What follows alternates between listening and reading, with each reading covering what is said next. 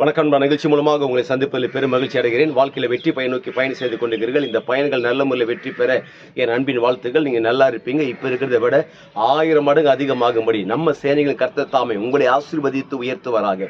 நல்ல கவனிச்சுப்பார்கள். கடவுள் இந்த உலகத்தில் உங்களுக்கு எனக்கும் மரணமும் ஜீவனும் நாவல வைத்திருக்கிறார். நம்முடைய நாவாகப்பட்டது சர்வ சாதாரணமான அல்ல.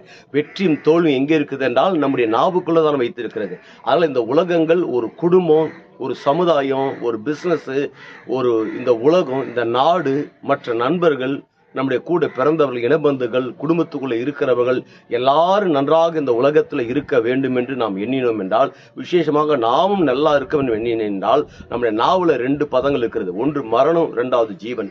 ஆனால் மரணத்தை பேசக்கூடாது, ஜீவனை பேச வேண்டும். அந்த ஜீவன் எது என்றால் நோக்கத்துக்குண்டான வார்த்தை, வெற்றிக்குண்டான வார்த்தை, வாழ வேண்டிய வார்த்தை, மற்றவங்களை வேதனைப்படுத்த முடியாதல்ல, மற்றவங்களை மனசை நோக பண்ண முடியாதல்ல, மற்றவங்களை உற்சாகப்படுத்த முடியாத, மற்றவங்களை இந்த நாடு தேசங்கள் செழுமையும் கொழுமையும் அடைய முடியாது. அதுதான் சுவிசேஷமான வார்த்தை. நல்ல வார்த்தைகளை பேச வேண்டும். இந்த மரணம் என்பது என்ன? அது நமக்கும் கெடுதி, இந்த நாட்டுக்கும் கெடுதி, மற்றவங்களுடைய சஞ்சலத்தை, வேதனை, டிஸ்டர்பன்ஸ் ஆகியும் அவங்களை வேதனைப்படுத்த முடியாத வார்த்தை. அதனால உங்க வாயில நல்ல நாவுகள் இருக்குது, நல்ல வார்த்தை இருக்குது. அந்த வார்த்தை ஜீவனுள்ள வார்த்தை, நல்ல வார்த்தை நம்ம பேசுவோம். நீங்களும் நல்லா இருப்பீங்க, உங்கள் குடும்பம் நல்லா இருக்கும், உங்களுடைய பிஸ்னஸ், உங்களுடைய தொழில்கள், வேலைகள், உங்கள் டிபார்ட்மெண்ட், உங்களுடைய அரசியல்கள், விசேஷமாக உங்களுடைய திருச்சபைகள், ஊழியங்கள் எல்லாமே வேற லெவலில் டாப்பில் இருக்கும் பாருங்க.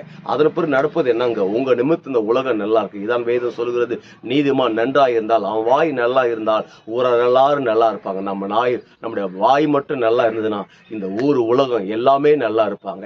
அப்போ நல்லா இருக்கும்போது என்ன நடக்குது? ஒட்டுமொத்த இந்த உலக நாடுகளுக்கு ஆண்ட இயேசு கிறிஸ்து உங்களை கடன் கொடுக்க முடியாக வைக்கிறார். நீங்கள் வற்றாத நீரூற்றை போல இருப்பாய் என்று சொல்லி உங்களிருந்து விடைபெறுகிறேன். உங்க நண்பன் ரவி, பெரியபாளையம்.